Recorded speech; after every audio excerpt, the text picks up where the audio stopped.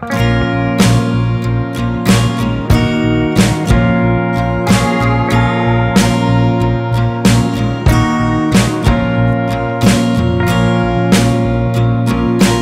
sa ating lahat mga kabakyard, kumusta po kayo? Sana nasa mabuting kalagayan po kayo at ang mga alaga nyong ibon.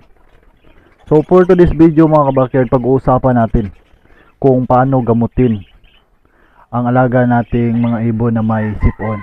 Kasi habang nagpapakain ako ngayon kabakyard, may napansin ako sa alaga kong ibon na may sipon siya. So samahan nyo ako mga kabakyard, tingnan natin kung ano yung palatandaan na may sipon yung alaga nating ibon.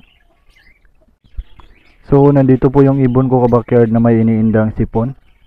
So ang palatandaan po na may sipon yung alaga nating ibon, tulad po nito, basang basa yung ano niya, yung itaas ng ilong niya. So ang gagawin ko po dito kabakyard, ang treatment na i-apply ko dito is magbibigay po ako ng Bitracin na powder sa kanya.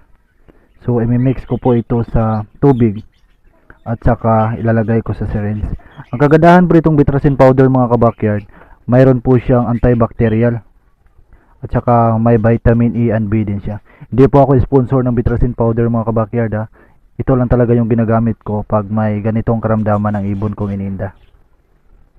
Pag apply ko nga pala ng Bitracin powder, isa sa umaga at isa sa hapon.